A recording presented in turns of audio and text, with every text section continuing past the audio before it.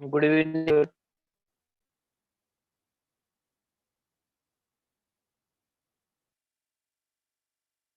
Good evening sir. Good evening. वाट पाहूयात आपण बाकीचे जॉईन होईपर्यंत.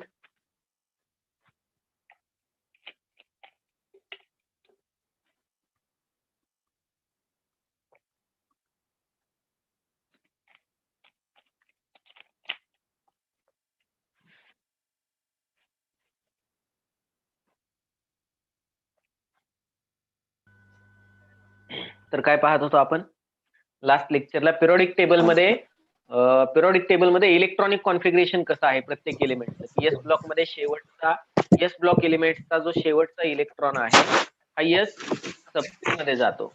पी ब्लॉक मधल्या एलिमेंटचा शेवटचा इलेक्ट्रॉन फिलिंग करतो आपण अकॉर्डिंग टू अपबो प्रिन्सिपल, म्हणजेच अपबो डायग्राम, पाउलीज एक्सक्लुजन प्रिन्सिपल आणि Hund's rule of maximum multiplicity. तर याच्यामध्ये इलेक्ट्रॉन हा शेवटचा पी सबसेल गेला किंवा पी सब एनर्जी लेवलला गेला तर तो एलिमेंट असतो पी ब्लॉक एलिमेंट. ज्याचा लास्ट इलेक्ट्रॉन डी मध्ये जातोय तो डी ब्लॉक एलिमेंट, ज्याचा एफ मध्ये जातोय तो एफ ब्लॉक एलिमेंट. आणि आपण पाहिलं इकडं आपण अपबो डायग्राम काढली आणि पाहिलं की जिथं एंट्री होते नेक्स्ट लेवलची, म्हणजे आपण त्याला काय म्हणतो, next energy level, main shell, principal quantum number जिथं पहिल्यांदा चेंज होतो तिथं आपण नेक्स्ट पिरियड चालू करतो आणि त्या पिरियड मध्ये ती सबसेल, ती मेन एनर्जी लेवल पूर्णपणे भरली जाते. त्याच्यामध्ये असणाऱ्या सगळ्या सबसेल भरल्या जातात. माईक कुणाचा ऑन राहिलाय बघा. समीक्षा म्यूट करा माईक. ओके, ठीक आहे. तर हे आपण त्याच्यामध्ये पाहिलं. मग आपण सांगू शकतो एस ब्लॉक मध्ये पहिल्यांदा NS1 असं कॉन्फिगरेशन असणार आहे फर्स्ट ग्रुपमध्ये. सेकंड ग्रुपमध्ये काय असणार आहे, सेकंड ग्रुपमध्ये NS2 असं कॉन्फिगरेशन असणार आहे. 13th ग्रुपमध्ये 13 to 18 हा काय आहे, पी ब्लॉक आहे. पी ब्लॉक मध्ये आपण सांगू शकतो काय असणार आहे, NS2 NP1 असेल तर तो 13वा ब्लॉक असणार आहे. 14व्या ब्लॉक मध्ये काय असणार आहे, NS2 NP2. 15व्या ब्लॉक मध्ये काय असणार आहे, NS2 NP3. 16व्या ब्लॉक मध्ये म्हणजे 16व्या ग्रुपमध्ये NS2 NP4. 17व्या ग्रुपमध्ये NS2 NP5. आणि इथं पूर्णपणे सबसेल काय झालेली असेल, पी एनर्जी लेवल ही पूर्णपणे फिलअप झालेली असेल किंवा पूर्ण मेन एनर्जी लेवलच फिलअप झाली असेल. NS2 NP6 म्हणजेच याला म्हणतो आपण ऑक्टेट कंप्लीट झाला असेल. तर हे सगळे आउटर इलेक्ट्रॉनिक कॉन्फिगरेशन आपण पाहिले. डी मध्ये पण तसंच आहे. डी मध्ये काय सांगता येईल पहा, डी ब्लॉक एलिमेंट मध्ये काय असणार आहे, NS2 आणि N-1D असणार आहे. म्हणजे ज्यावेळी आपण चौथ्या पिरियड मध्ये पाहतोय, फोर्थ पिरियड मध्ये पाहतोय आपण, त्यावेळी तिथं 3D असणार आहे. ज्यावेळी आपण फिफ्थ पिरियड मध्ये जातोय त्यावेळी इथं असणार आहे 5s2 आणि इथं असणार आहे 3D. आणि डी मध्ये 1 to 10 एलिमेंट इलेक्ट्रॉन्स काय होतात, फिलअप होत जातात. म्हणजे इथं D1 असणार आहे, D1 टू लास्ट असणार आहे D10. इथं डी सबसेल पूर्णपणे, डी सब एनर्जी लेवल पूर्णपणे फिलअप होते डी ब्लॉक मध्ये. ठीक आहे. ज्यावेळी एफ ब्लॉकचं आपण कॉन्फिगरेशन पाहतो त्यावेळी एफ ब्लॉकला आपण बॉटमला प्लेस केलेला आहे पिरियोडिक टेबलच्या. एक असते लॅन्थेनाइड सिरीज, एक असते ऍक्टिनाइड सिरीज. लॅन्थेनमच्या नंतर येणारे एलिमेंट्स आणि ऍक्टिनमच्या येणाऱ्या नंतरचे एलिमेंट आहेत त्याला आपण लॅन्थेनाइड सिरीज आणि ऍक्टिनाइड सिरीज असं रिस्पेक्टिव्हली म्हणतो. तर याच्यामध्ये 14 एलिमेंट्स आहेत, याच्यामध्ये 14 एलिमेंट्स आहेत. टोटल 28 एलिमेंट्सचा मिळून हा एफ ब्लॉक बनलेला आहे. तर याचे जर जनरल इलेक्ट्रॉनिक कॉन्फिगरेशन जर आपल्याला पाहायचे असतील तर NS2, आता इथं पहा NS2 नंतर N-2 डी मध्ये इलेक्ट्रॉन जातो, N-2 F मध्ये इलेक्ट्रॉन जातो आणि N-1 डी मध्ये इलेक्ट्रॉन जातो. N-1 डी मध्ये इलेक्ट्रॉन जातो. मग फॉर एक्झाम्पल जर तुम्ही पाहिलं, फॉर एक्झाम्पल ओके ठीक आहे, इथे एक एक्झाम्पल दिलेलं आहे युरोपियमचं 63 ॲटॉमिक नंबर. युरोपियम 63 ॲटॉमिक नंबर, याचं जर आउटर इलेक्ट्रॉनिक कॉन्फिगरेशन तुम्ही पाहिलं तर तिथं काय असणार आहे, 6s2 N-2. आता N म्हणजे हायेस्ट प्रिन्सिपल क्वांटम नंबर आहे. N-2 6-2 4f मध्ये जाणार आहे. कुठे जाणार आहे, 4f मध्ये. म्हणजे मॅक्झिमम जी काही आउटर शेल आहे त्याच्या 2 ने काय असणार आहे, तो 2 ने कमी असणार आहे. त्याच्या आतला f आहे तो. ओके, म्हणून याला इनर ट्रान्झिशन एलिमेंट्स असंही म्हणतात. याला काय म्हणतात, इनर ट्रान्झिशन एलिमेंट्स असंही म्हणतात. मग इथं आता फिलअप होणार आहे 4f मध्ये 7 आणि 5d मध्ये 0 असतात. 4f मध्ये 7 आणि 5d मध्ये काय असतील, इथं 0 इलेक्ट्रॉन्स असतील. मग हे आउटर इलेक्ट्रॉनिक कॉन्फिगरेशन असणार आहे. फक्त लक्षात ठेवायचे, डी च्या केसमध्ये N-1D असतो n-1d आणि F च्या केसमध्ये n-2d असतो. म्हणजे हायेस्ट प्रिन्सिपल क्वांटम नंबर पेक्षा 2 ने आधीच्या शेल मधला तो F सबसेल असणार आहे. त्याच्यामध्ये इलेक्ट्रॉन काय होत जातात, फिलअप होत जातात आणि F ची कॅपॅसिटी माहित आहे आपल्याला. F ची कॅपॅसिटी किती आहे? F मध्ये टोटल 7 ऑर्बिटल असतात. F मध्ये टोटल काय असतात? 7 ऑर्बिटल असतात. एका ऑर्बिटलची 2 कॅपॅसिटी आहे म्हणजे 14 इलेक्ट्रॉन त्याच्यामध्ये अकॉमोडेट होऊ शकतात. त्यामुळे F0 ते F14 ते F14 किंवा आपण असं म्हणूयात F1 ते F1 टू F14 म्हणजे इथं काय होणार आहे? टोटल 14 कॉलम होणार आहेत, 14 बॉक्स होणार आहेत. सेम 14 बॉक्स खाली पण होणार आहेत. 14 असतील लॅन्थेनाइड सिरीज मध्ये, 14 असतील ऍक्टिनाइड सिरीज मध्ये. हे सगळं आपण पाहिलेलं आहे. ओके, आता आपल्याला पाहायचे आहेत block wise characteristics of elements. प्रत्येक ब्लॉक मध्ये म्हणजे एस ब्लॉक मध्ये एलिमेंट्स असेल, पी ब्लॉक मध्ये असेल, डी किंवा एफ मध्ये, तर कॅरेक्टरिस्टिक्स कशा चेंज होतील त्याच्या. ओके, किंवा आपण फक्त एखाद्या एलिमेंटला जर आयडेंटिफाय केलं तो कोणत्या ब्लॉकला कॉन्ट्रीब्युट करतो, बिलॉंग करतो, तर आपण त्याची प्रॉपर्टी सांगू शकतो का? हे आपल्याला कळणार आहे आता त्याच्या जनरल प्रॉपर्टीज वरून. So write down block wise characteristics of elements. Block wise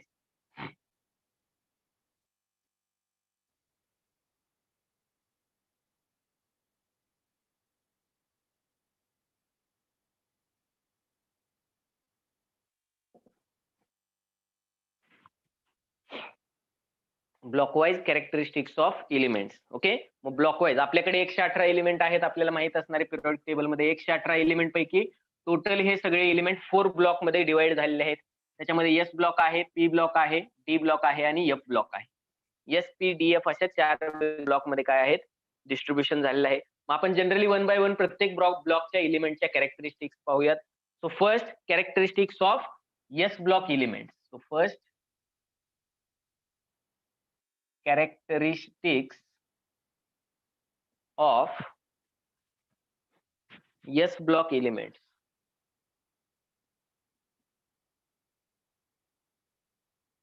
actually he SPDF ही पण नावं कशावरून पडलेली आहेत? स्पेक्ट्रोस्कोपी, स्पेक्ट्रल लाईन वरून पडलेली आहेत. जर एस ब्लॉक एलिमेंट जे आहेत यांच्या जर स्पेक्ट्रल लाईन स्पेक्ट्राचा जर स्टडी केला तर यांची शार्प लाईन मिळते. शार्प वरून एस आलेला आहे. शार्प लाईन देणारे एलिमेंट एस ब्लॉक एलिमेंट असतात, तर त्या शार्प वरून एस ब्लॉक असं नाव पडलेलं आहे.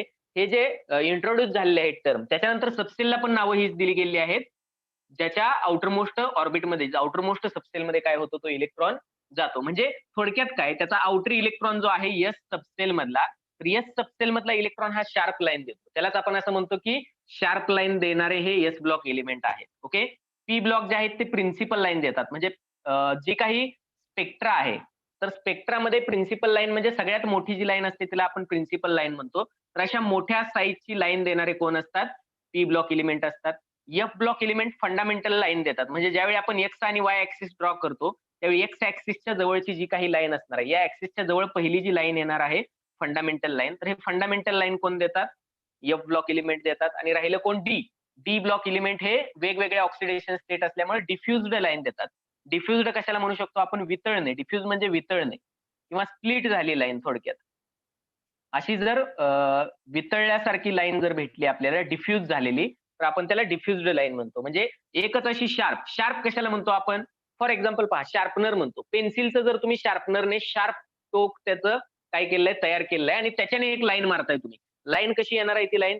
एकदम लाईन कशी येणार आहे ती? एकदम ऍक्युरेट आणि स्मॉल लाईन येणार आहे अशी शार्प. त्याला आपण शार्प म्हणतो. ही लाईन काय झाली? शार्प लाईन झाली. ओके, याच्या उलट आहे डिफ्यूज म्हणजे काय? थोडीशी अशी पसरट झाली लाईन आणि फिकट झाली तर आपण त्याला काय म्हणतो? डिफ्युज्ड लाईन म्हणतो. तर डी ब्लॉक एलिमेंट हे लाईन स्पेक्ट्रामध्ये डिफ्युज्ड लाईन देतात. ठीक आहे, ठीक आहे. या गोष्टी जनरल नॉलेजसाठी आहेत, सिलेबससाठी नाही आहेत. Okay, coming back to the syllabus. Characteristics of S block element. S block एलिमेंटच्या कोणत्या कॅरेक्टरिस्टिक्स असतात? आपल्याला माहित आहे 2 तर ब्लॉक आहेत. आपण जनरली याच्या कॅरेक्टरिस्टिक्स सगळ्यांच्या सांगू शकतो एस ब्लॉकच्या. हे असतात अल्कली मेटल्स. पहिल्या ग्रुपचे जे काही एलिमेंट आहेत त्यांना आपण म्हणतो अल्कली मेटल्स. आणि दुसऱ्या ब्लॉक मध्ये जे आहेत ते अल्कलाइन अर्थ मेटल.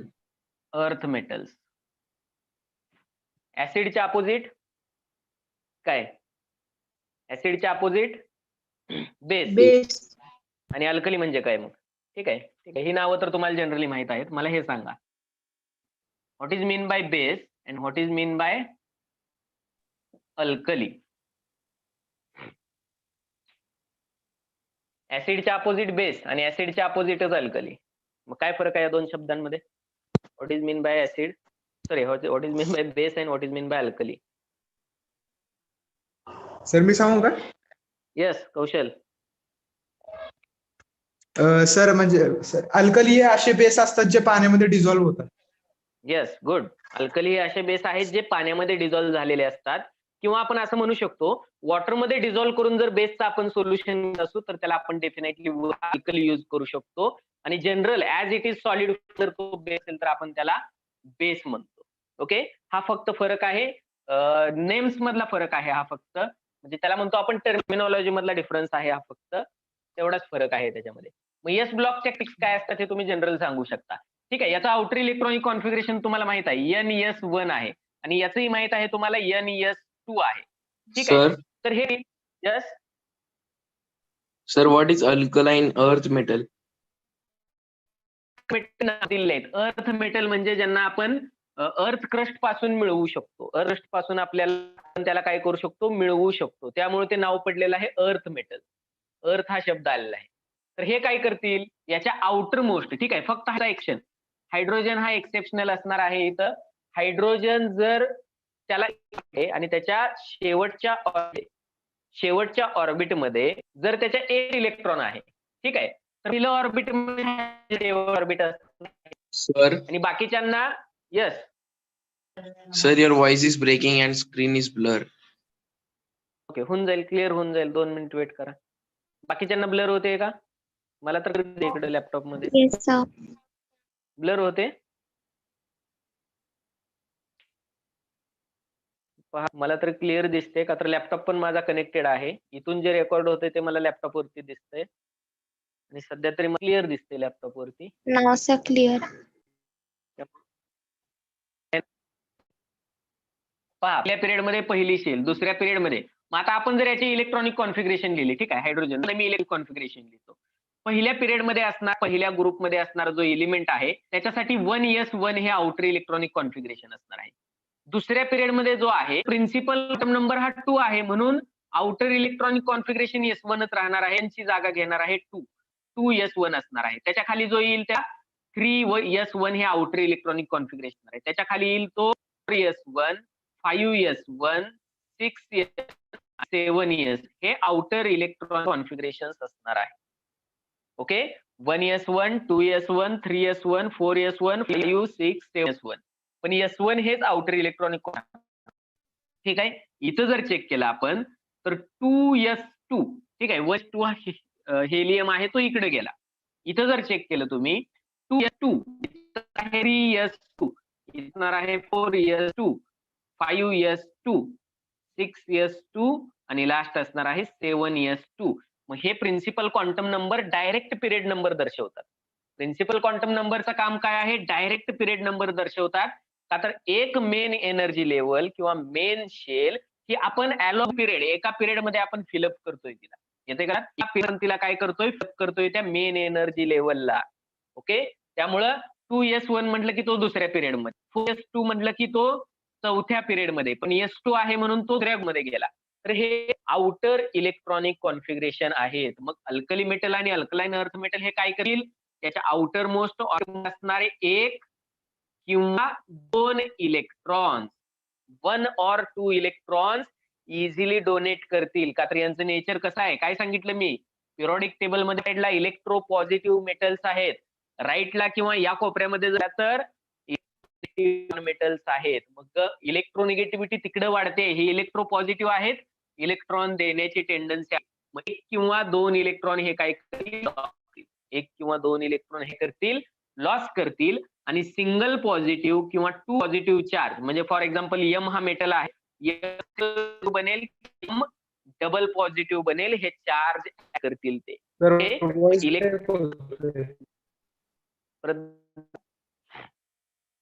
जी टेंडन्सी आहे ही कशी आहे, इलेक्ट्रॉन देण्याची टेंडन्सी आहे. यांची टेंडन्सी कशी आहे, इलेक्ट्रॉन देण्याची टेंडन्सी आहे.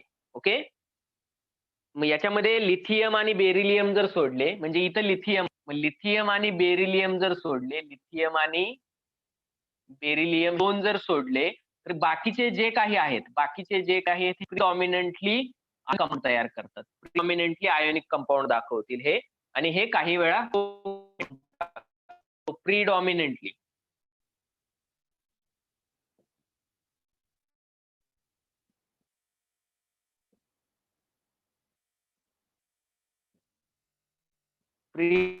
ionic compounds form करतील. Write down this. In S block, except lithium and beryllium, बाकीचे predominantly काय करतील? Except lithium and beryllium, बाकी ionic compound दाखवतात. का तर इकडे electropositive character to the from any group in any group from top to bottom electropositive character वाढतंय.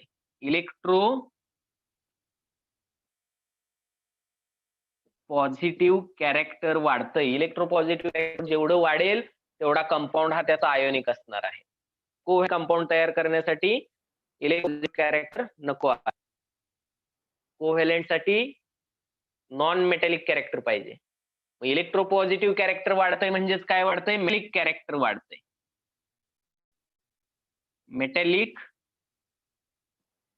Character from top to metallic character परत वाढतंय समजा.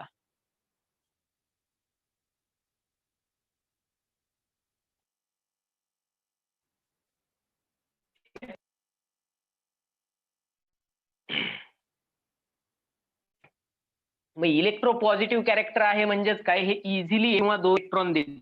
एम काय करेल इझिली 1 or 2 या इलेक्ट्रॉन काय करेल? इझिली बाहेर टाकेल आणि एन एवढा पॉझिटिव्ह चार्ज त्याच्यावरती येईल. तर एन इज इक्वल टू 1 किंवा 2 इलेक्ट्रॉन हे काय करेल?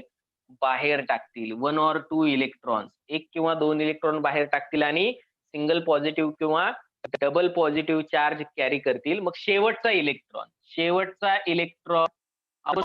इलेक्ट्रॉन रिमूव्ह करण्यासाठी द्यावी लागणारी एनर्जी, त्याला काय टर्म आहे? Energy required to remove outermost electron. काय टर्म आहे?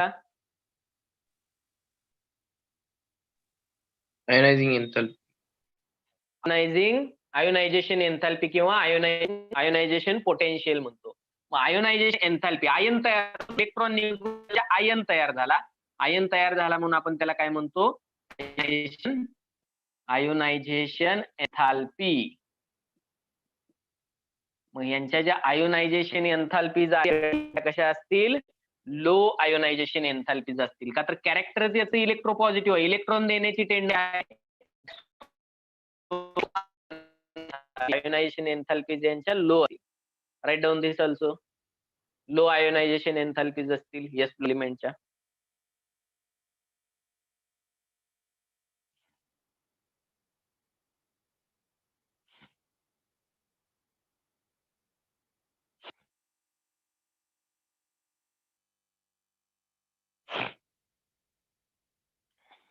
झालं.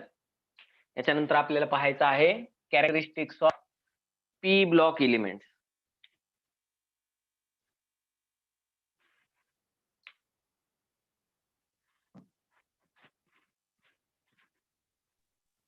सर येस सर जे आम्ही आधी म्हणजे मॉडर्न पिरियोडिक टेबल बद्दल शिकलो ना, म्हणजे इलेक्ट्रोपॉझिटिव्हिटी कुठे वाढते, Yes, निगेटिव्हिटी yes. कुठे वाढते, शेल बिल, त्याची पण Yes. म्हणजे सर याला अजून गरज पडेल का? गरज पडेल का मीन्स मला नाही समजलं. म्हणजे सर त्याच्या रिलेटेड पण क्वेश्चन्स येतात का असं विचारत होतो. हो त्याचे क्वेश्चन येतात. समजा त्याच्या रिलेटेड नाही आला तुम्हाला हे खूप हेल्पफुल होणार आहे बाकीचे क्वेश्चन सॉल्व्ह करण्यासाठी. बऱ्याचदा ट्रेंड इन पिरियोडिक प्रॉपर्टीज वरती क्वेश्चन येतो. म्हणजे तुम्हाला लक्षात घ्यावं लागतं की कुणाचं आयोनिक कॅरेक्टर जास्त असेल किंवा कुणाची रेडियस जास्त असेल, कुणाच्या ऍटमची साईज मोठी असेल, कुणाच्या ऍटमची साईज छोटी असेल, काय होतो हे सगळं इन पिरियोडिक प्रॉपर्टी मध्ये आहे. मग एखादा ज्यावेळी तुम्हाला सिक्वेन्स दिला जातो, ग्रेटर दॅन, लेस दॅन, अशा ज्या सिक्वेन्स ऑप्शन मध्ये येतात, तर याच्यासाठी मला हे शिकणं गरजेचं आहे. ठीक, इलेक्ट्रोनिगेटिव्हिटी वाढते कुठं आणि इलेक्ट्रोनिगेटिव्हिटी कमी, आणि हे ऑलरेडी तुम्हाला माहित आहे. किती तरी वेळा सांगितलंय मी, इलेक्ट्रोनिगेटिव्हिटी या साईडला वाढते डाऊन टू टॉप ठीक आहे.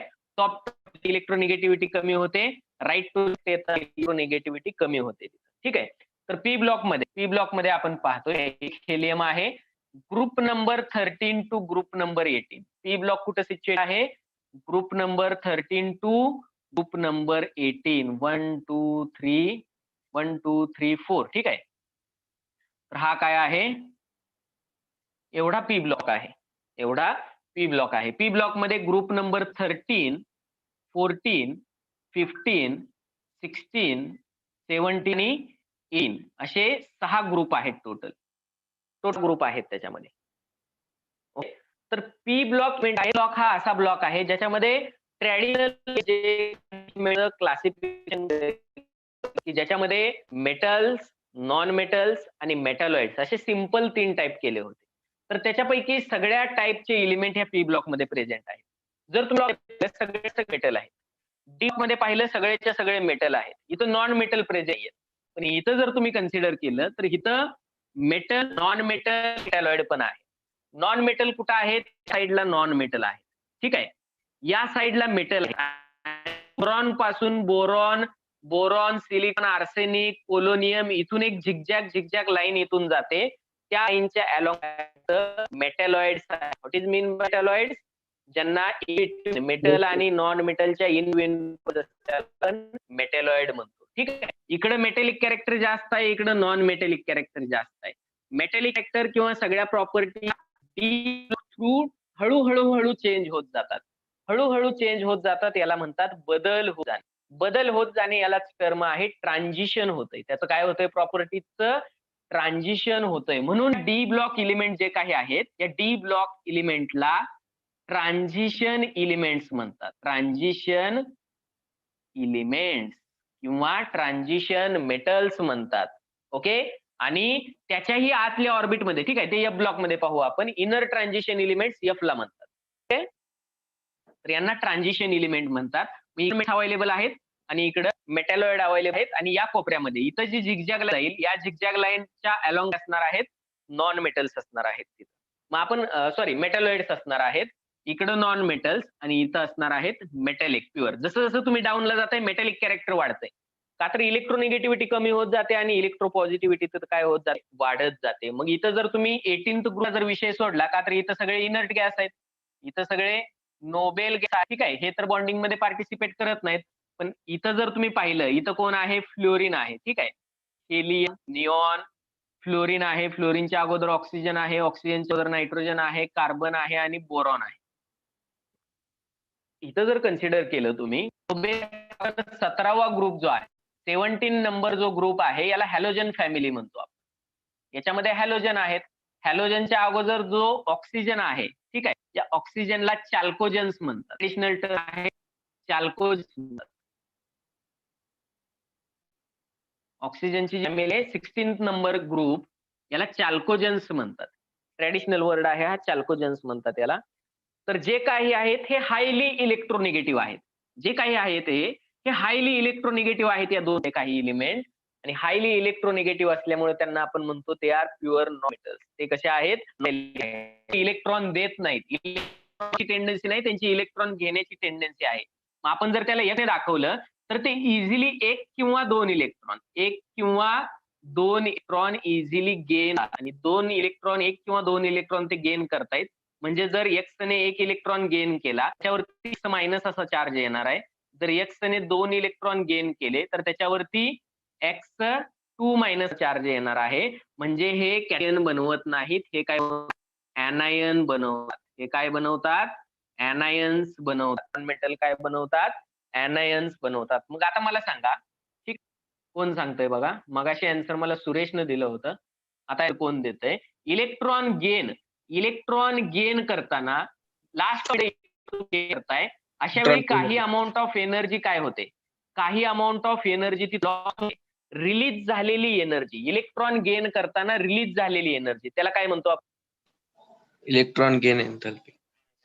येस, इलेक्ट्रॉन गेन एन्थॅल्पी म्हणतो. मग यांना इओनायझेशन एन्थॅल्पी म्हणायचं नाही. यांना काय म्हणणार आपण? Electron gain एन्थॅल्पी. यांना असते इलेक्ट्रॉन एन्थॅल्पी. का तर हे इलेक्ट्रॉन गेन करतात. ओके.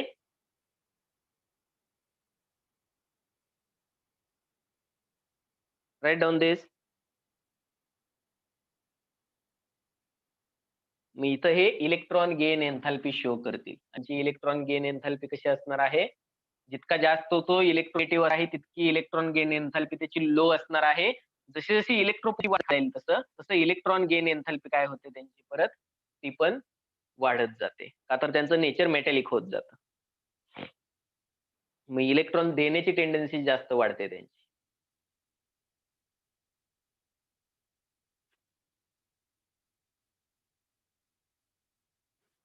मग इथून एक झिगझॅग लाईन काढली जाते. पहा झिगझॅग लाईन कशी लक्षात ठेवणार तुम्ही. पहा इथून पहिल्यांदा तुम्हाला काय करायचं आहे, इथून फक्त तुम्ही एक बॉक्स घ्यायचा पहिल्या ग्रुपमध्ये. कुठल्या पहिल्या ग्रुपमध्ये? 13th group. 13th ग्रुप म्हणजे काय? 13th ग्रुप म्हणजे पी ब्लॉकचा पहिला ग्रुप. पी ब्लॉक पहिल्या ग्रुपमध्ये एक बॉक्स घ्या, तिथून खाली डाऊनला या, दुसऱ्यामध्ये 2 बॉक्स घ्या, तिसऱ्यामध्ये 3 बॉक्स घ्या, चौथ्यामध्ये 4 बॉक्स घ्या आणि इथे येऊन तुम्हाला काय करायचं आहे, नियर द हॅल तुम्हाला काय करायचं आहे, ही लाईन स्टॉप करायची आहे. हे काय आहे तिथं मेथड्स दाखवतात. अलोंग दिस तुम्हाला काय येईल, मेथड्स दिसतील. त्याच्यामध्ये बोरॉन आहे, सिलिकॉन आहे. ठीक आहे. बोरॉन त्याच्यानंतर सिलिकॉन, जर्मेनियम आहे तिथं. सिलिकॉन इथं आहे कार्बनच्या खाली, जर्मेनियम आहे सिलिकॉनच्या खाली. हे दोन्ही काय आहेत, नॉट आहे. मी डिफरंट यूज करतोय आता इथं दाखवण्यासाठी.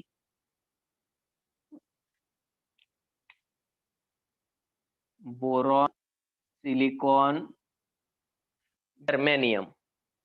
त्याच्यानंतर आर्सेनिक, अँटीमनी. जर्मेनियमच्या पुढे आर्सेनिक, अँटीमनी म्हणतो आपण त्याला. एसबी हा सिम्बॉल असेल, एसबी. त्यानंतर पोलोनियम. तर टेलियम आणि पोलोनियम हे काय आहेत, हे मेटॅलॉइड आहेत. काय आहेत, मेटॅलॉइड.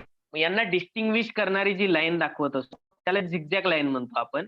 ही जी लाईन आहे झिगझॅग लाईन, याने काय होतात, मेटल्स आणि नॉन मेटल जे आहेत, मेटल्स आणि नॉन मेटल जे आहेत हे एकमेकांपासून डिस्टिंग करणारी लाईन आहे. या झिगझॅग लाईनच्या अलोंग जे कोणी आहे ब्लू कलरने दाखवलेले आहेत मी, बोरॉन, सिलिकॉन, जर्मेनियम, आर्सेनिक, सीबियम, टेल्युरियम आणि पोलोनियम.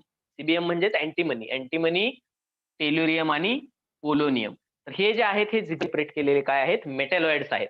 या साईडला प्युअर नॉन मेटल्स आहेत आणि साईडला जे काही एलिमेंट प्रेझेंट असतील ते काय असतील, मेटल्स असतील. ओके. तर हे मेटॅलॉइड म्हणजे ट्रॅडिशनल हा असा ब्लॉक आहे, ब्लॉक की ट्रॅडिशनल वेने केलेल्या 3 कॅटेगरी मेटल्स, नॉन मेटल्स आणि मेटॅलॉइड या तिन्ही पी ब्लॉक मध्ये प्रेझेंट. डी ब्लॉक मध्ये सगळेच मेटल आहेत, एस मध्ये मेटल आहे. ठीक आहे. एफ ब्लॉक मध्ये पण कन्सिडर करा सगळेच मेटल आहे. ओके. फक्त ही नॉन मेटलला मेटल्स पासून काय करते, डिस्टिंग्विश करते लाईन. यांना ज्या प्रॉपर्टी आहेत ह्या दोन्ही प्रॉपर्टी असतील, मेटलच्याही प्रॉपर्टी असतील आणि नॉन मेटलच्याही प्रॉपर्टी असतील. ओके. मग जसं पॉझिटिव्हली चार्ज कॅटायन बनवतात, एस ब्लॉक एलिमेंट हे कॅटायन बनवतात, तरी ब्लॉक एलिमेंट मधले हायली निगेटिव्ह काय बनवतात, एनायन्स बनवतात. हे काय बनवतात, एनायन्स. आणि लक्षात ठेवा पी ब्लॉक मध्ये जे एलिमेंट्स आहेत, ब्लॉक मधले एलिमेंट्स यांना मेन ग्रुप म्हणतात. का जर तुम्ही कन्सिडर केलं लॅबोरेटरीमध्ये यूज केमिकल आपण यूज करतो किंवा जनरल एक्झाम्पल मध्ये इंडस्ट्रियल लेवलला मॅक्झिमम कंपाऊंड हे या एलिमेंटचे आहेत. मॅक्झिमम कंपाऊंड यूज केले जाणारे आहेत ते या एलिमेंटचे आहेत. खूप कॉमन कंपाऊंड आहे त्याचे. जसं की आपण ऑर्गॅनिक केमिस्ट्रीमध्ये आपली बॉडी मेटल पासून बनलेली आहे.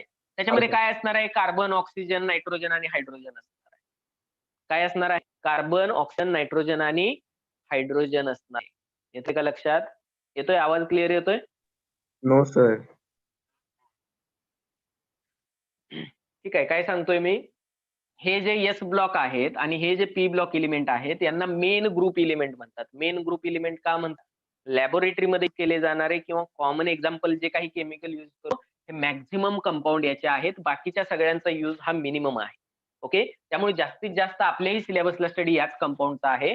बाकीच्या कंपाऊंडचा जो स्टडी हा वरवरचा स्टडी आहे किंवा एक फक्त इंट्रोडक्टरी टाइप मध्ये त्याचा काय आहे, स्टडी. ऑर्गॅनिक केमिस्ट्रीचं एक्झाम्पल दिले मी. ऑर्गॅनिक केमिस्ट्री पूर्ण कार्बनच्या कंपाऊंड पासून लिहिली असते. कार्बन, नायट्रोजन, ऑक्सिजन, हायड्रोजन असे त्याच्यामध्ये सगळे कोण आहेत, मेन ग्रुप एलिमेंट्स आहेत. त्याच्यानंतर कॅरेक्टरिस्टिक्स पाहतो आपण D block element, transition element त्याला. या डी ब्लॉक एलिमेंटच्या काय आपल्याला प्रॉपर्टीज पाहायच्या आहेत. So third number, characteristics of D block elements.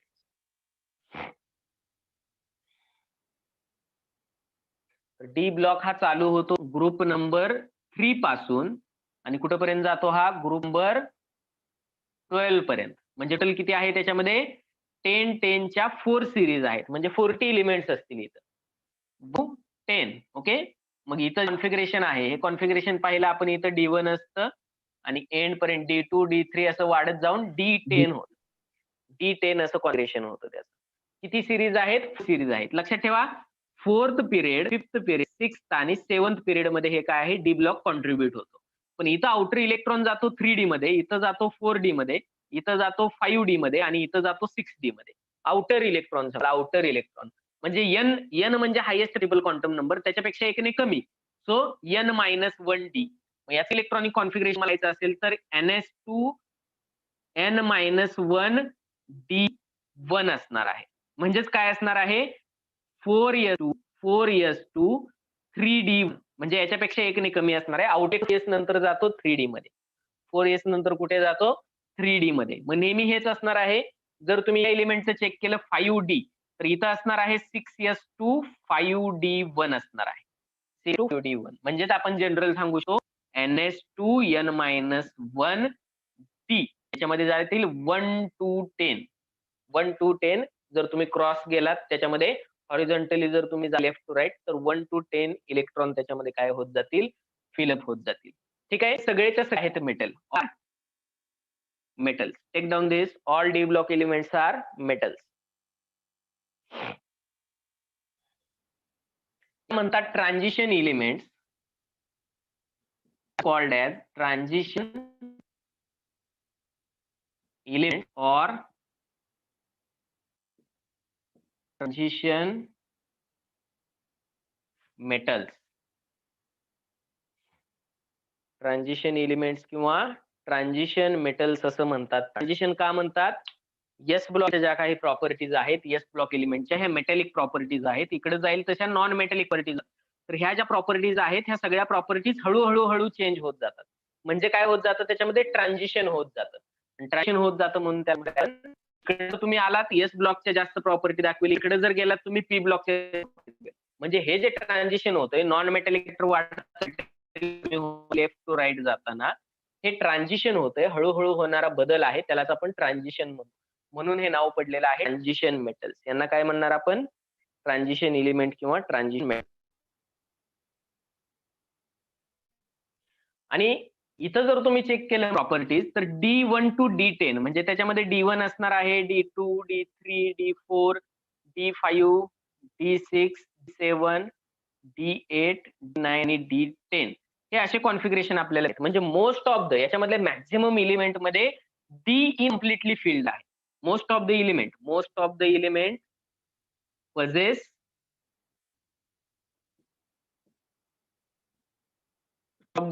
possess partially filled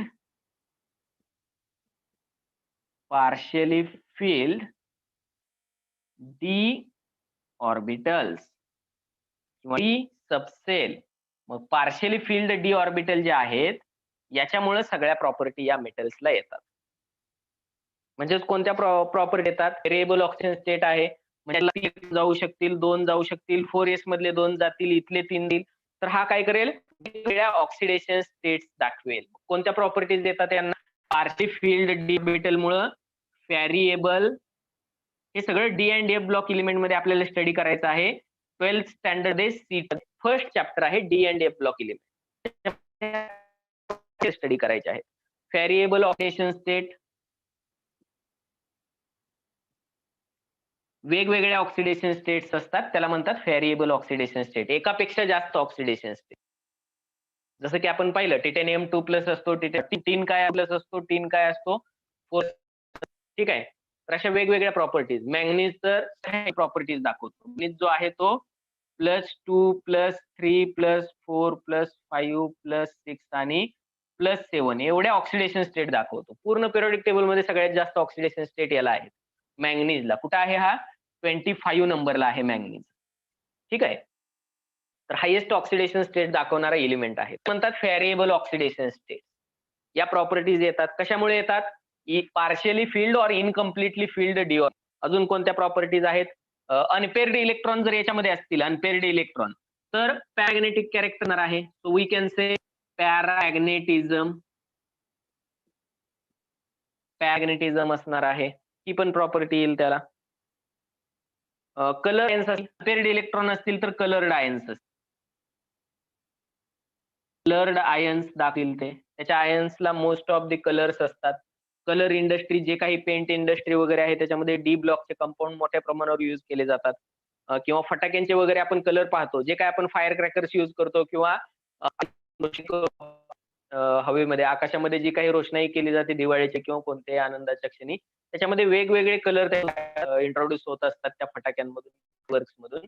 तर त्या फायर वर्क्स मध्ये पण डी ब्लॉकचे कंपाऊंड, का तर ते कलर प्रोड्यूस करतात, कलर जनरेट करतात. कॅटलिस्ट आहेत, हे कॅटलिसिस मध्ये मोठ्या प्रमाणावर यूज केले जातात. कॅटलिस्ट म्हणून मोठ्या प्रमाणावर यूज आहे डी ब्लॉक एलिमेंटचा. ही एक प्रॉपर्टी आहे. आणि याच्यामध्ये झिंक, कॅडमियम, Hg हे जर पाहिले एलिमेंट, तर याच्यामध्ये डी पूर्ण कम्प्लिटली फिल्ड आहे. n-1d, ns2n-1 10 आहे. ओके, मग 2 डी कम्प्लिटली फिल्ड आहे. डी कम्प्लिटली फिल्ड हे जे एलिमेंट आहेत शेवटचे, हे डी ब्लॉक सारख्या प्रॉपर्टी दाखवत नाही. हे थोडेसे वेगळ्या प्रॉपर्टीज दाखवतात. फॉर एक्झाम्पल असं असू शकतं की यांना जर कलर आहेत तर हा कलरलेस कंपाऊंड दाखवेल, यांना पॅरामॅग्नेटिझम आहेत तर हा डायरेक्ट असेल, का तर अनपेअर्ड इलेक्ट्रॉन अवेलेबल नाहीये.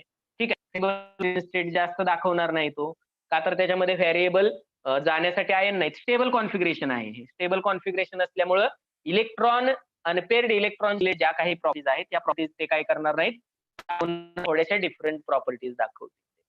ठीक आहे, this is all about characteristics of F block element, ज्याचा खूप लेस स्टडी झाले आजपर्यंत. So characteristics, fourth number, characteristics of F block element.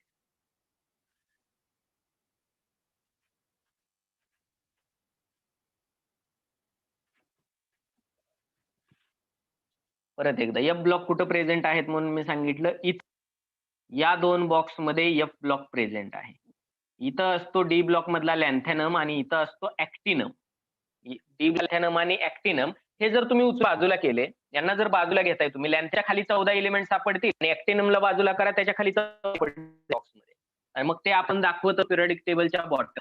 Periodic टेबलची symmetry miss होऊ नये म्हणून आपण ते काय करत असतो, पिरियडिक टेबलच्या बॉटमला 2 लाईन मध्ये दाखवतो. एक असते लॅन्थॅनाइड सिरीज आणि दुसरी असते ऍक्टिनाइड सिरीज. एक लॅन्थॅनाइड असेल, एक काय असेल, ऍक्टिनाइड सिरीज असेल. ठीक आहे, याला आपण म्हणतो लॅन्थॅनाइड सिरीज, लॅन्थॅनाइड सिरीज, आणि याला काय म्हणणार आपण, ऍक्टिनाइड लॅन्थॅनॉइड्स, NOIDS, लॅन्थॅनॉइड्स, आणि दुसरं ऍक्टिनॉइड, असेही शब्द वापरतात. लॅन्थॅनाइड सिरीज, ऍक्टिनाइड सिरीज किंवा लॅन्थॅनॉइड्स, ऍक्टिनॉइड्स असेही शब्द वापरतात.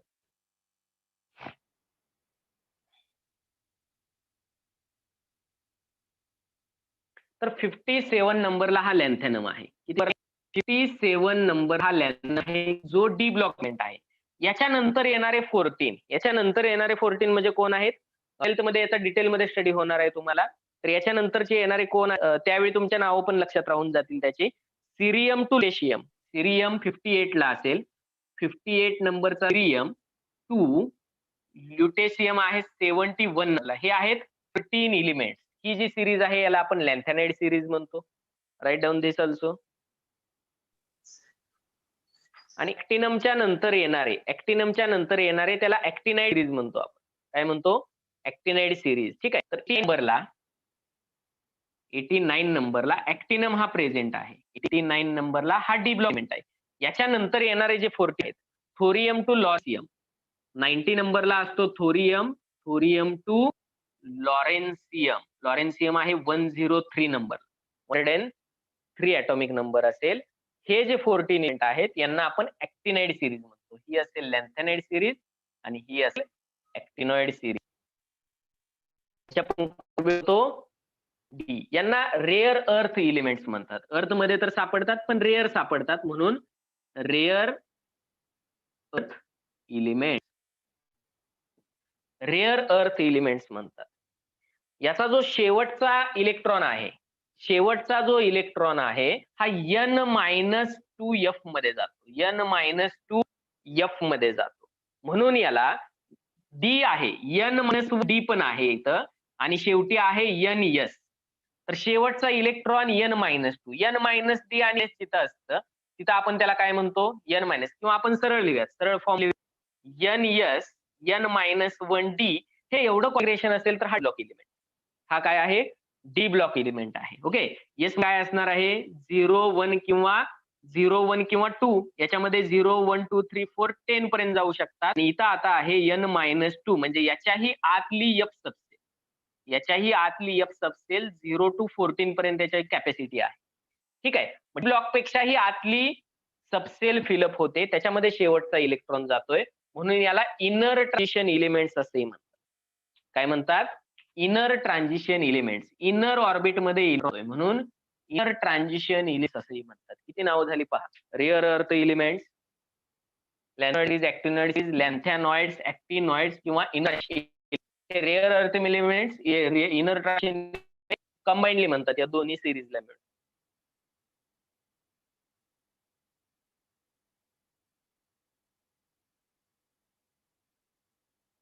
Have you taken this?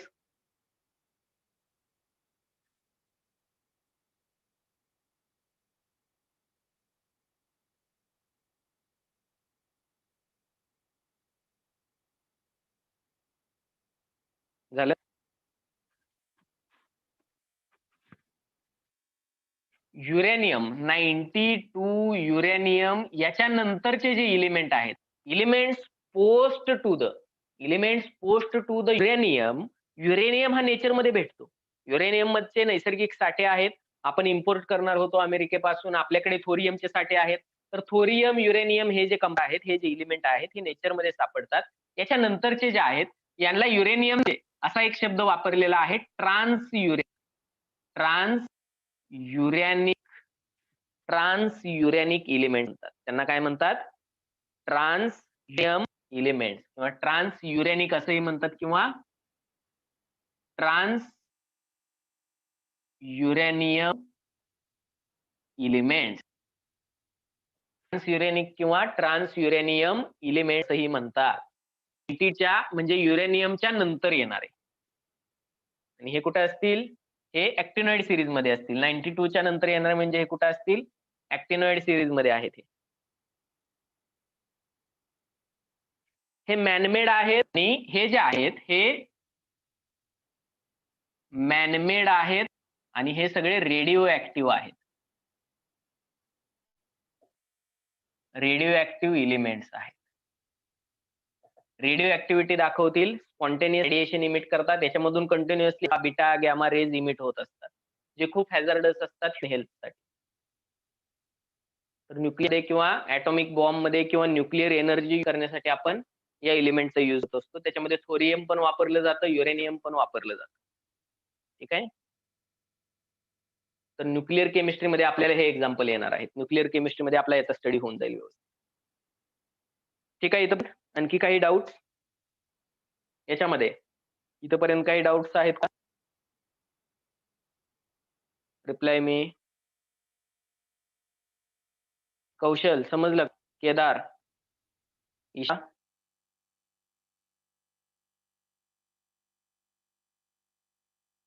Reply करा.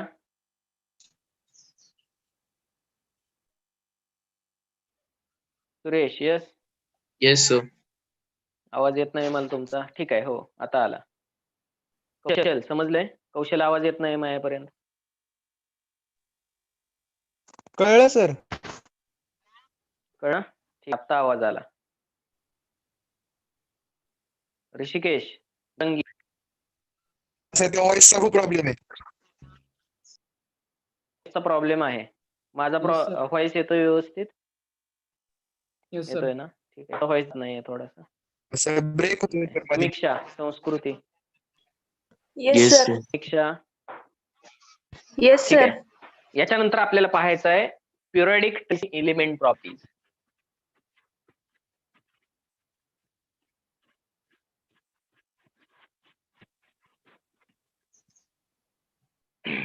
periodic trends, give the hint.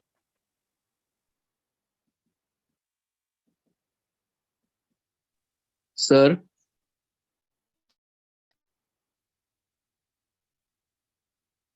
Yes.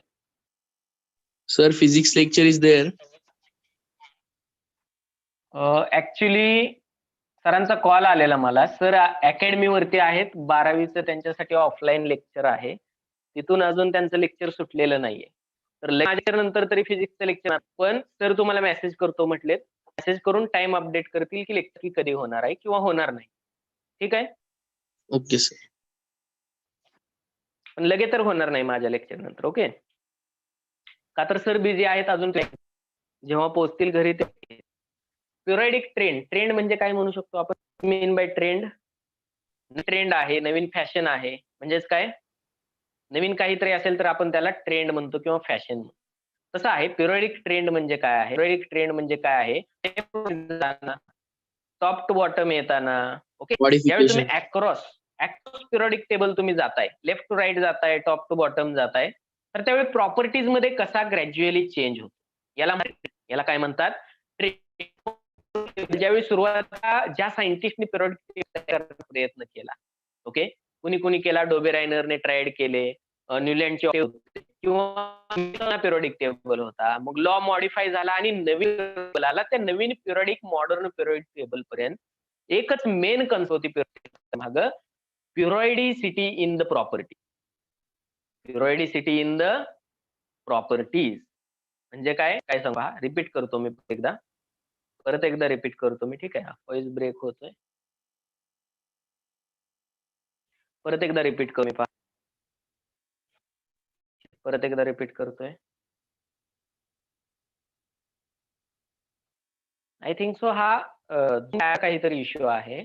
मला सांगितलं ऍप अपडेट करायला पाहिजे वगैरे. ठीक घेतो मी. आता मी वायफायचं वगैरे इश्यू सॉर्ट आउट केले आहेत. वायफायचा इश्यू नाहीये, हा ऍपचा काहीतरी इश्यू. ओके. तर पहा काय सांगितलं मी. पिरियडिक टेबल ज्या केलाय, तर जुने पिरियडिक जसे की डोबेरायनर्स ट्राइड्स होते किंवा न्यूलँड्स ऑक्टेव्हज होते. त्याच्यानंतर मेंडेलिव्हचा जुना पिरियडिक टेबल होता आणि मेंडेलिव्हचा मॉडर्न पिरियडिक टेबल असेल. त्या प्रत्येक पिरियडिक टेबल एकच मेन कॉन्सेप्ट होता, periodicity in the physical and chemical properties of element. समजलं? Yes sir. ठीक आहे. पिरियडिसिटी म्हणजे काय? रिपीटेडली त्याच प्रॉपर्टी येत जाते. म्हणजे मी एक्झाम्पल दिलं होतं मी तुम्हाला. कसं एक्झाम्पल? सॅटर्डे नंतर परत संडे येतो, संडे नंतर मंडे येतो, मंडे नंतर ट्युसडे येतो, परत सॅटर्डे, परत संडे येतो. हा जो ट्रेंड आहे रिपीट होणारा, हा मेन कॉन्सेप्ट. मग आपल्याला तेच स्टडी करायचं आहे. पिरियडिक ट्रेंड काय प्रॉपर्टीज. ठीक आहे. केमिस्ट्री हा सब्जेक्ट आहे की केमिस्ट्रीमध्ये सगळ्यात जास्त एक्सेप्शन्स असतात. काय असतात? एक्सेप्शन. प्रत्येक ठिकाणी तुम्हाला प्रत्येक प्रॉपर्टीमध्ये काही एक्सेप्शनल केसेस पण पाहायला मिळतील तिथं, तर त्या तुम्हाला लक्षातही ठेवाव्या लागतील. ठीक आहे. जास्त डिटेलमध्ये क्वेश्चन नाही येण्यावरती, पण एक जनरल आयडिया असावी तुम्हाला. मग प्रॉपर्टीज जर तुम्ही पिरियड मध्ये गेला, लेफ्ट टू राईटला, टॉप टू बॉटम गेला, तर ह्या प्रॉपर्टीज हळूहळू चेंज होतात. या प्रॉपर्टीचा स्टडी करायचा आहे. फॉर एक्झाम्पल पहा, पहिली प्रॉपर्टी आपण स्टडी करणार आहोत इथं.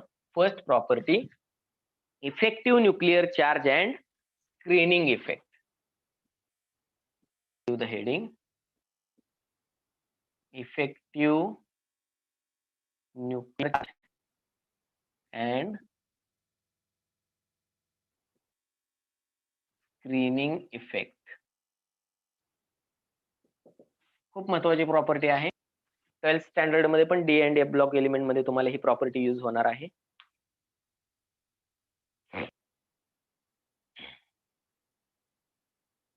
ठीक आहे.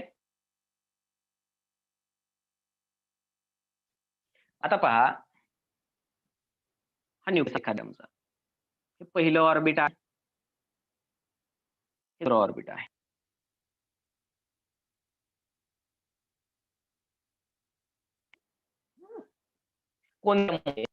कोणत्याही ॲटममध्ये ऍक्टिंग फोर्सेस कोणते फोर्सेस होत असतात? काही फोर्सेस ऑफ अट्रॅक्शन असतात, काही रिपल्सिव्ह फोर्सेस असतात.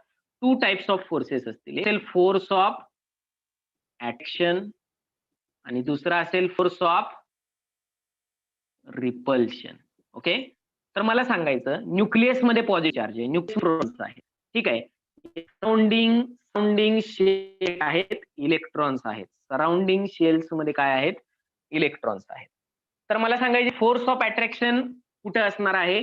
पॉझिटिव्हली चार्ज न्यूक्लियस आणि सराउंडिंगला असणारे इलेक्ट्रॉन. पॉझिटिव्हली चार्ज न्यूक्लियस आणि सराउंडिंगला असणारे इलेक्ट्रॉन, याच्यामध्ये काय असणार आहे? फोर्स ऑफ अट्रॅक्शन असणार आहे. म्हणजे न्यूक्लियस आणि इलेक्ट्रॉन याच्यामध्ये फोर्स ऑफ अट्रॅक्शन आहे. फोर्स ऑफ अट्रॅक्शन असणार आहे, कोण सांगेल मला?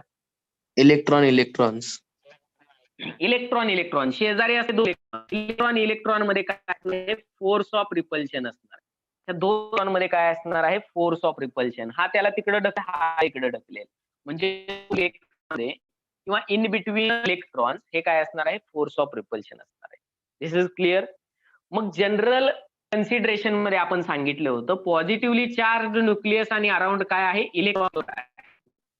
याच्यात काय आहे? इलेक्ट्रॉन डेन्सिटी आहे, किंवा त्याला आपण इलेक्ट्रॉन क्लाउड म्हणतो.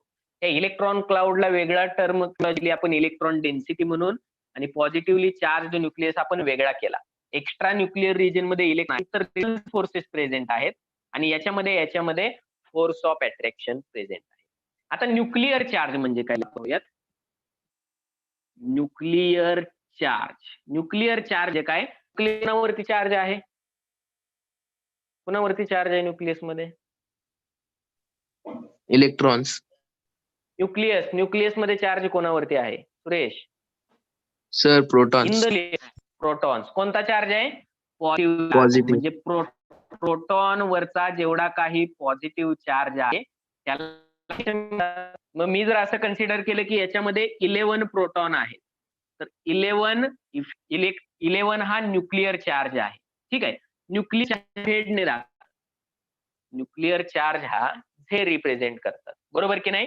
मग जेवढा ऍटॉमिक नंबर आहे तेवढेच प्रोटॉन आहेत, तेवढाच न्यूक्लिअर चार्ज आहे, positive charge. This is clear. एखाद्या ऍटम मध्ये न्यूक्लिअर रिले असणार आहे. निऑन साठी 10 असणार आहे, अल्युमिनियम साठी 13 असणार आहे, मॅग्नेशियम साठी 12 हा न्यूक्लिअर चार्ज असणार आहे. येते का लक्षात? Yes sir. साठी न्यूक्लिअर चार्ज किती असणार आहे? 3. लिथियम साठी न्यूक्लिअर चार्ज 3 असणार आहे. ओके, पण आता मला सांगा, ठीक आहे, पहिल्या शेल मधला पहिल्याच ऑर्बिट मधला इलेक्ट्रॉन आहे, याला तेवढं पॉझिटिव्ह फोर्स ऑफ अट्रॅक्शन काय आहे त्यावरती एक्झर्ट होणार आहे. म्हणजे तो स्वतः काय करणार? अनुभव करणार आहे त्या फोर्सला, पॉझिटिव्ह फोर्स ऑफ अट्रॅक्शन. जेवढं फोर्स ऑफ अट्रॅक्शन आहे झेड, तेवढं त्याच्यावरती एक्झर्ट होणार आहे. This is clear. ओके, पण आता मी कन्सिडरेशन करतोय, काय सांगतोय बघा. जेवढा पॉझिटिव्ह फोर्स आहे, न्यूक्लिअर चार्ज आहे, तेवढा चार्ज पहिल्या शेल मधल्या इलेक्ट्रॉन वरती फोर्स ऑफ अट्रॅक्शन एक्झर्ट होणार आहे, बरोबर की नाही? याच्यासाठी फोर्स ऑफ अट्रॅक्शन किती असणार आहे? जेवढा पॉझिटिव्ह आहे तेवढं फोर्स ऑफ अट्रॅक्शन याच्यावरती पडणार आहे. येते का? दिस इज क्लिअर डायरेक्ट. पण मी जर दुसऱ्या ऑर्बिट मधल्या इलेक्ट्रॉनचा विचार करतोय, किंवा या दुसऱ्या ऑर्बिट, ठीक आहे. आता इथं काय आहे पहा, कंटिन्युअसली हे इलेक्ट्रॉन फिरतायत. इलेक्ट्रॉननी फिरून इथे काय केले आहे? एक स्क्रीन तयार केली आहे. मग आता मला सांगा, या सेकंड मध्ये असणाऱ्या इलेक्ट्रॉन मध्ये आणि या न्यूक्लियस मध्ये असतं डायरेक्ट नसणार आहे का? नसणार आहे. का तर इथं अडथळा, मध्ये हर्डल आहे, मध्ये अडथळा तयार केलाय. कुणी अडथळा तयार केलाय? या इनर इलेक्ट्रॉन. काय तयार? अडथळा तयार केला. मला क्लिअर फोर्स अनुभवायला मिळतंय किंवा याच्यावरती एक्झर्ट होतंय, ते ऍक्च्युअल न्यूक्लिअर फोर्स पेक्षा असणार आहे, कमी असणार आहे. This is clear. Yes sir. Okay, actual original nuclear charge एवढा त्याच्यापेक्षा कमी त्याच्यावरती पडणार आहे तो चार्ज. का? आतल्या ऑर्बिटमधले इलेक्ट्रॉन कंटिन्यू फिरतायत, कंटिन्यू फिरून त्यांनी एक स्क्रीन तयार केले, किंवा त्यांनी एक पडदा तयार केलेला आहे तिथं, किंवा त्यांनी एक शील्ड तयार केले, शील्ड तयार केले. त्या इलेक्ट्रॉन मध्ये फोर्स ऑफ रिपल्शन, या दोन इलेक्ट्रॉन मध्ये काय आहे? Force of repulsion. असं म्हणू शकतो की याच्यातला काहीतरी nuclear charge, partly nuclear charge याने कॅन्सल केलेला या इलेक्ट्रॉन, आणि शिल्डिंग केलेला आहे या इलेक्ट्रॉनचं या न्यूक्लियसच्या चार्ज पासून शिल्डिंग केलेलं आहे, म्हणजे प्रोटेक्शन केलेलं आहे. म्हणून याच्यावरती याला अनुभवायला मिळालं चार्ज काय आहे, कमी आहे. पण जर आपण हाच इलेक्ट्रॉन जर असा ठेवला, हाच इलेक्ट्रॉन वरती ठेवला, मध्ये इथं कोणत्याही टाईपचा पहिल्या ऑर्बिटमध्ये फिरणारा इलेक्ट्रॉन नाही, तर याच्यावरती आता डायरेक्ट एक्झर्ट होणार आहे फोर्स, बरोबर की नाही? या न्यूक्लियसचा डायरेक्ट जो आहे तो एक्झर्ट होणार आहे, पण या केसमध्ये होणार नाही. या केसमध्ये काय नाही होणार, का तर याच्यामधून एक इलेक्ट्रॉन फिरतोय. मग याच्यामधून एक इलेक्ट्रॉन फिरतोय म्हणजे त्यानं स्क्रीन तयार केली, एक शिल्डिंग तयार केलेलं आहे. याने काही इफेक्टिव्ह, याने न्यूक्लिअर चार्ज याच्यातला काही कॅन्सल केलेला आहे. याच्यातला काही न्यूक्लिअर चार्ज कॅन्सल केलेला आहे. मग याच्यावरती पडणारा न्यूक्लिअर चार्ज किंवा याच्यावरती पडणारं फोर्स ऑफ अट्रॅक्शन जे आहे ते इफेक्टिव्ह न्यूक्लिअर चार्ज असणार. तो काय असणार आहे? Effective nuclear charge. तो इफेक्टिव्ह न्यूक्लिअर चार्ज हा नेहमी झेड पेक्षा कमी असणार आहे. ओरिजिनल न्यूक्लिअर चार्ज पेक्षा इफेक्टिव्ह न्यूक्लिअर चार्ज नेहमी काय असणार आहे? कमी असणार आहे. आता कन्सिडर करूयात आपण तिसऱ्या ऑर्बिट मधल्या इलेक्ट्रॉनचा. मग त्या ऑर्बिट मधला इलेक्ट्रॉन आणि न्यूक्लियस याच्यामध्ये किती तयार झालेत? किती शिल्ड तयार झालेत? 2 शिल्ड तयार झालेत, बरोबर की नाही? मग 2 याचं प्रोटेक्शन होतंय, 2 पॅटर्न इथं कॅन्सल होतं याचं. इफेक्टिव्ह न्यूक्लिअर चार्ज जो अनुभवायला मिळणार आहे किंवा अट्रॅक्शन जे अनुभवायला मिळणार आहे न्यूक्लियसचं, ते याच्यापेक्षाही कमी असणार आहे. दिस क्लिअर? रिप्लाय मी? ओके, मग याच्यावरती असणारं फोर्स ऑफ अट्रॅक्शन याच्यापेक्षा कमी आहे, म्हणून इफेक्टिव्ह जो आहे तिसऱ्या ऑर्बिटसाठी याच्यापेक्षाही कमी असणार आहे. सेकंड ऑर्बिट मधल्या इलेक्ट्रॉन पेक्षाही तिसऱ्या ऑर्बिट मधल्या इलेक्ट्रॉन वरती कमी असणार आहे. चौथ्या ऑर्बिट मधल्या इलेक्ट्रॉन वरती आणखी न्यूक्लियसचं फोर्स ऑफ अट्रॅक्शन तिथं काय होणार आहे? कमी होणार आहे. मग आपण कसं सांगू शकतो? इफेक्टिव्ह न्यूक्लिअर चार्ज काय सांगू शकतो पहा आपण, effective charge write down, effective nuclear charge is equal to सबस्क्रिप्टला लिहायचं, is equal to Z minus, म्हणजे न्यूक्लिअर चार्ज आहे हा, न्यूक्लिअर चार्ज आहे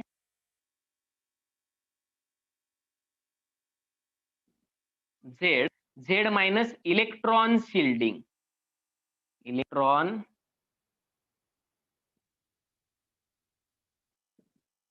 शिल्डिंग. आणि इलेक्ट्रॉन शिल्डिंग हे सिग्मा या लेटरने दाखवतात. इलेक्ट्रॉन शिल्डिंग हे सिग्मा या लेटरने दाखवतात. इफेक्टिव्ह चार्ज,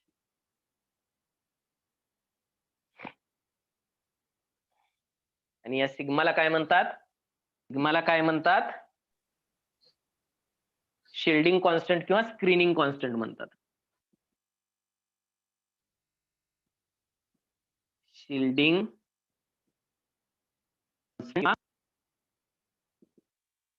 स्क्रीनिंग कॉन्स्टंट म्हणतात. आणि ही जी प्रॉपर्टी आहे इनर इलेक्ट्रॉनची, आउटर इलेक्ट्रॉनला प्रोटेक्शन देण्याची किंवा शिल्ड तयार करण्याची, या इफेक्टला म्हणतात किंवा शिल्डिंग इफेक्ट. शिल्डिंग इफेक्ट किंवा इफेक्ट, शिल्डिंग इफेक्ट किंवा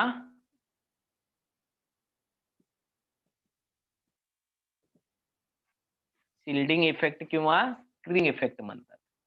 तर इलेक्ट्रॉनला प्रोटेक्शन करण्याची काही प्रॉपर्टी आहे, याला स्क्रीनिंग इफेक्ट किंवा शिल्ड इफेक्ट.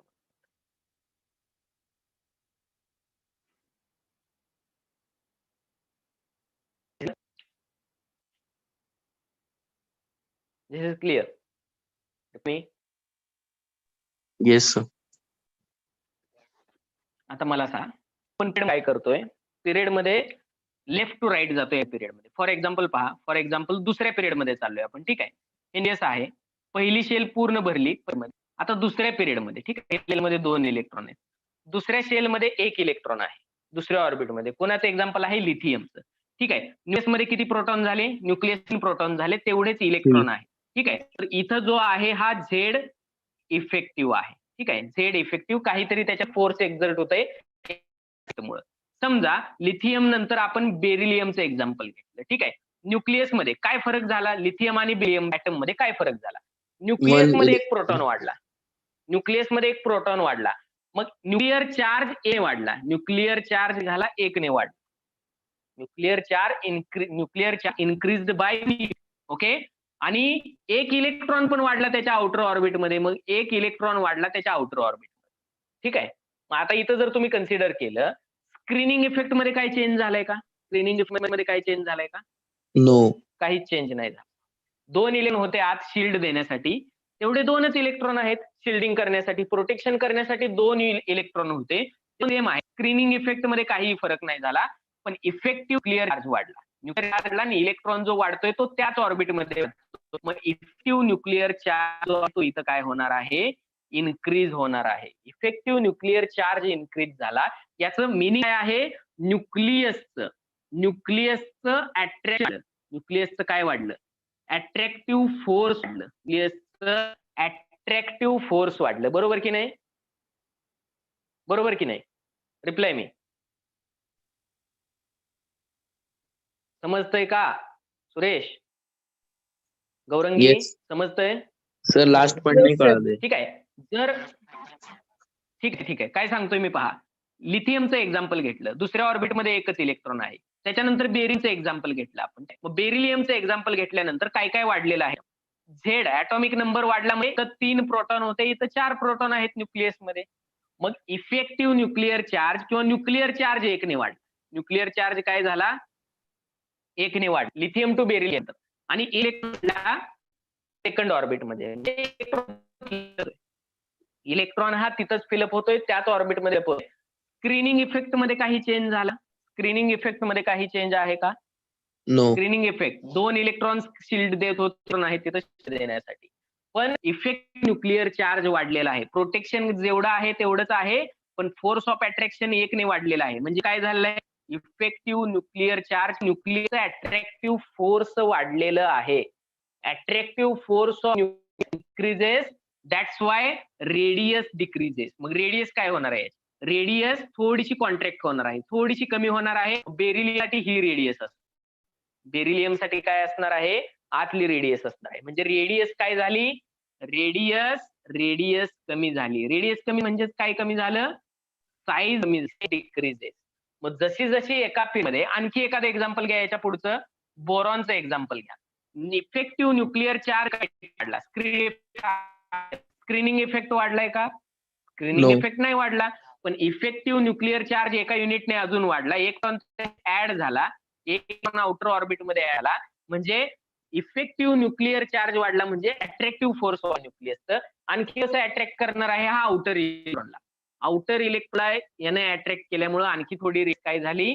डाऊन झाली. म्हणजे across the same period size काय होत जाते? Decrease. डिक्रीज होत जाते. कुठेपर्यंत डिक्रीज होणार आहे ही? शेवटपर्यंत जिथं एंड मी काय करता, ही दुसरी सबशेल पूर्णपणे भरता, सॉरी दुसरी मेन एनर्जी लेवल पूर्णपणे भरता, म्हणजेच दुसरा पिरियड संपला, तिसरी एंट्री झाली. आता साईज काय झाली? तिसऱ्या पिरियड मध्ये आलो आपण, साईज काय झाली? शेल ऍड झाली, ऑर्बिट ऍड झालं, साईज वाढली. साईज काय वाढते? मग आपण काय लक्षात घेणार पहा. पिरियडिक टेबल मध्ये अक्रॉस द पिरियड जाताय, साईज काय होत जाते. पण जर तुम्ही ग्रुप मध्ये खाली जाताय, एक ऑर्बिट वाढत जातंय. इथं एकच ऑर्बिट आहे, ठीक आहे. नंतर दुसऱ्या पिरियड मध्ये 2 ऑर्बिट आहेत, तिसऱ्या पिरियड मध्ये 3, चौथ्या पिरियड मध्ये 4 ऑर्बिट आहेत. साईज काय होत गेली? साईज वाढत गेली. जसं टॉप टू टर्म जाताय, साईज काय होत जाते? इन्क्रीज होत जाते, वाढत जाते. Take down this and will stop here. Next property ज्या आहेत त्या आपण काय करूयात, नेक्स्ट लेक्चर मध्ये आपण नेक्स्ट लेक्चर मध्ये एक्सप्लेन करूयात.